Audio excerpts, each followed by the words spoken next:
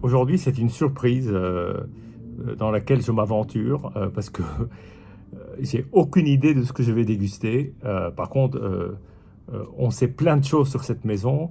C'est la fameuse maison Vega Sicilia qui est un emblème à la fois de l'Espagne et surtout de l'appellation Ribera del Duero. Alors cette maison existe depuis 1848. Elle a été rachetée, en tout cas dans sa descendance actuelle, c'est toujours la même famille, depuis 1848, donc ça fait quand même un bail. Et, euh, et à l'époque, elle avait été rachetée par une famille basque, assez étonnamment, hein, les Basques qui ont acheté dans la Ribera del Duero, au sieur Valbuena. D'ailleurs, c'est pour ça qu'on parle souvent de la cuvée Valbuena, qui est une des cuvées très connues de Vega Sicilia. Mais en fait, à la base, le nom était plus compliqué, mais il y avait Vega Santa Cecilia, et le Cecilia est devenu Sicilia. Ce qui fait que pour beaucoup de gens qui n'y connaissent pas grand-chose en vin, et je ne leur en veux pas, hein, la première idée qui passe par la tête, c'est que Vega Sicilia est un vin italien. Pas du tout, c'est un vin espagnol du centre de l'Espagne. Et voilà, on est face à un monument, on va dire, du vin, parce qu'aujourd'hui, on compare souvent les vins de Vega Sicilia aux plus grands vins du monde. D'ailleurs, on le classe dans cette catégorie-là. Et parfois, la comparaison va beaucoup dans le sens d'essayer d'émuler certains grands Bordeaux, parce qu'il y a beaucoup d'inspiration bordelaise dans la manière d'élever les vins. Mais la comparaison s'arrête là, parce que là, on n'est absolument pas sur des cépages bordelais, même s'il y a parfois un peu de cépages bordelais. Mais le cépage majoritaire, c'est celui qu'on trouve dans la Rioja et qui s'appelle le Tempranillo. Et donc aujourd'hui, nous allons alors déguster d'abord une cuvée qui n'existe plus à- pour deux raisons. Enfin, pour deux raisons. En fait, je ne connais pas la raison, mais qui n'existe pas à deux titres. D'abord, dans la gamme de Vega Sicilia, les grands Vega Sicilia, il y a ce qu'on appelle le Unico, qui est produit tous les ans, qui est un vin millésimé. Il y a ce qu'on appelle la Reserva Especial. Alors là, c'est un plus long élevage qui est produit pas, enfin, je crois qu'il est produit d'ailleurs tous les ans et qui est en général réalisé entre 3 et 4 années différentes, un assemblage d'années un peu à la champenoise, mais sur des années quand même qui peuvent être parfois très anciennes. C'est-à-dire un réservoir spécial qui sortirait aujourd'hui contiendrait des millésimes qui ont entre 15 et 20 ans parfois. Voilà. Et puis il y a un autre vin qui a fait beaucoup pour la réputation de Vega Sicilia, qui est le Valbuena, qui reprend le nom du propriétaire d'origine. Et le Valbuena passe logiquement, en tout cas on l'appelle Valbuena Cinco Años, pas pour rien, parce qu'il passe 5 ans dans les fûts. Et il se trouve qu'à une époque, on faisait un Valbuena euh, euh, tercer año, donc 3 ans au lieu de 5, et donc un élevage plus court. Je ne saurais pas vous en dire plus. Et là, en l'occurrence, on va goûter un tercer año euh, comme ça pouvait se faire dans le Rioja, dans le Ribera del Duero à l'époque, non millésimé, qui est en fait probablement un assemblage de plusieurs années, et celui-là daterait des années 60. Voilà. Donc je vous montre la bouteille parce qu'elle est quand même assez euh, singulière, puisqu'il y a ce bandeau bleu qu'on retrouve sur les Valbuena de cette époque-là en tercer año. Voilà, on trouve le blason de la maison, Vega Sicilia, euh, le Tinto Valbuena, Vino Fino de Mesa, qui est resté en sous-titre pendant quelques années jusqu'au début des années 80 ou les années 70. Ce sous-titre a disparu parce que c'est pas assez euh, élégant. Vin de table, même vin fin de table, ça fait quand même vin de table.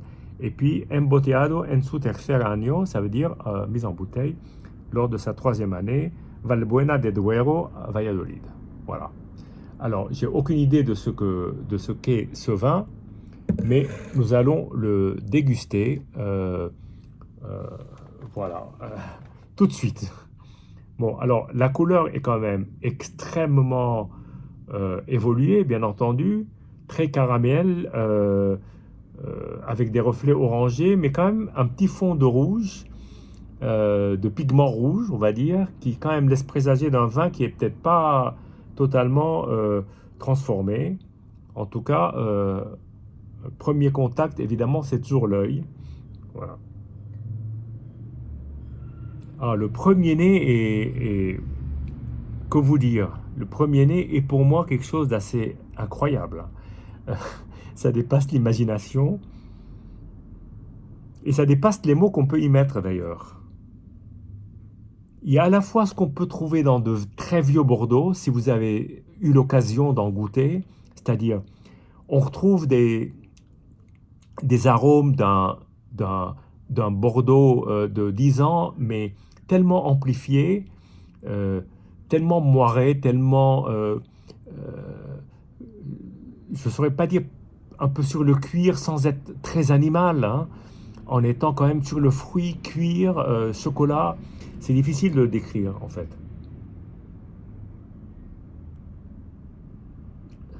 Même on y sent des arômes de fleurs, c'est assez étonnant.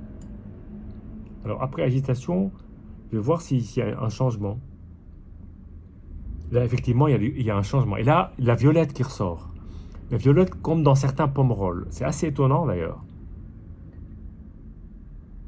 Violette, pomerol, ça fait penser à des vieux médocs, à, à des vieux pauillacs, ou même à des vieux pomerol aussi. En tout cas, un très beau nez. Maintenant, l'heure de vérité, la bouche.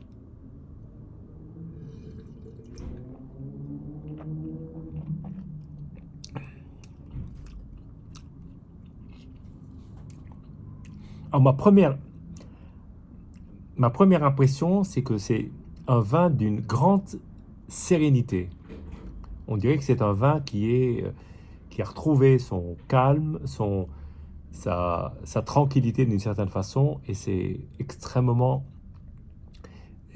sage dans sa façon de se déguster, avec beaucoup de finesse, euh, aucune déviance pour un vin qui a 60 ans probablement, d'une certaine jeunesse, mais en même temps qui a quand même cette maturité qu'on peut trouver uniquement dans des vins anciens, c'est vrai, mais là on est sur de la soie, et de la soie est tout en délicatesse, voilà, c'est la délicatesse qui prime.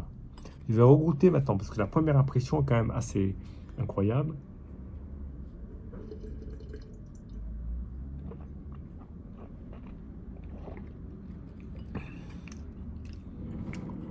Et là, après dégustation, on est à nouveau sur cette sensation avec cette très légère acidité qui d'ailleurs euh, soutient le vin dans la durée.